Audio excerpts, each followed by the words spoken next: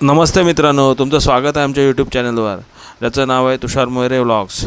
मित्रहो, आज आपण एका नवीन विषयावर बोलणार आहोत. विषयाचं नाव आहे अखेर पाऊस आला. मित्रहो, आता महाराष्ट्रात जे खासदार पळवापळीचं प्रकरण झालं त्याच्यामुळे सामान्य नागरिक खूप चिंतेत होते की आपलं मतदान फुकट गेलं आहे आणि आपण एका पक्षाला मतदान केलं आणि ते खासदार दुसऱ्या पक्षात गेले. त्याच्यामुळे सामान्य नागरिक चिंतेत होते. त्याचबरोबर त्यांना दुसरं पण एक चिंता होती, ती म्हणजे पावसाची. पाऊस कधी येणार? कारण आता तलावामध्ये खूपच पाणीसाठा कमी आहे. त्याच्यामुळे पाणी भविष्यात प्यायला मिळेल की नाही याची देखील त्यांना चिंता होती. तसेच त्याच्यामुळे पाऊस जर आला नाही तर भीषण पाणी टंचाईला सामोरं जावं लागेल असं सामान्य नागरिकांना वाटत होतं. त्याच्यामुळे ते चिंतेत होते. तसेच ग्रामीण भागात देखील शेती कशी होणार याच्यामुळे शेतकरी चिंतेत होते. आता त्यांनी जी पेरलेली बियाणे आहेत त्याच्यामुळे रुजलेली रोपं आहेत ती पाण्याअभावी सुकून चालली होती.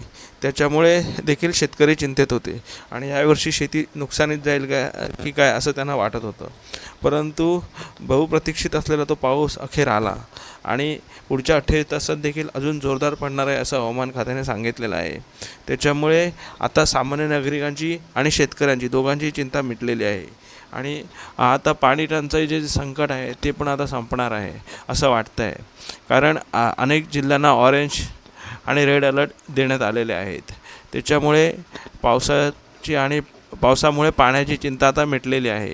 आता ही बातमी बघा, मग तुम्हाला समजेल काय आहे ते आणि किती दिवस पाऊस पडणार आहे. राज्याच्या बहुतांश भागात मान्सून सक्रिय झालाय. येणाऱ्या 4-5 दिवसामध्ये मान्सून अधिक सक्रिय होईल असा अंदाज वर्तवण्यात आला.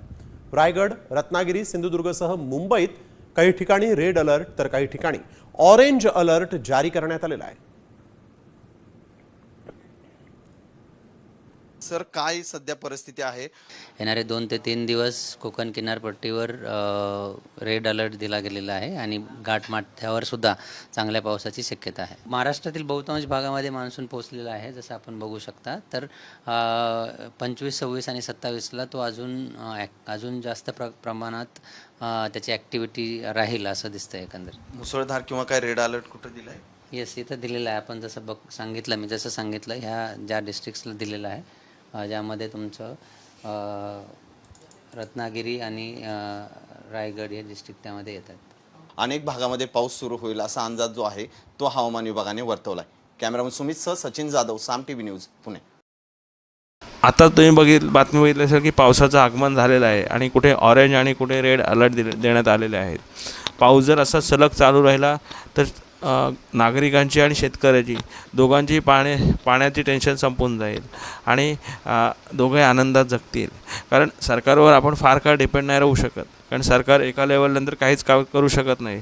जर वरून पाऊसच पडला नाही तर महानगरपालिकेवाले पाणी कुठून पुरवणार आणि शेती कशी होणार? जर वरनं पाऊसच पडला नाही तर धरणात पाणी तरी कुठून येणार?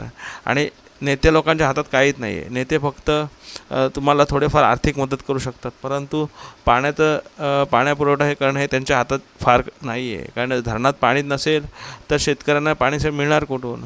त्याच्यामुळे पाऊस पडणं हे फार गरजेचं आहे आणि आता तो आलेला आहे. त्याच्यामुळे फक्त नागरिकच नाही तर शेतकरी देखील खुश झालेले आहेत. धन्यवाद मित्रांनो. मी आता तुमचा निरोप घेतो. पुढच्या वेळी आपण एका नवीन विषयावर बोलू आणि नवीन विषयावर चर्चा करू. आमच्या चॅनलला लाईक, सबस्क्राईब आणि शेअर करा. धन्यवाद.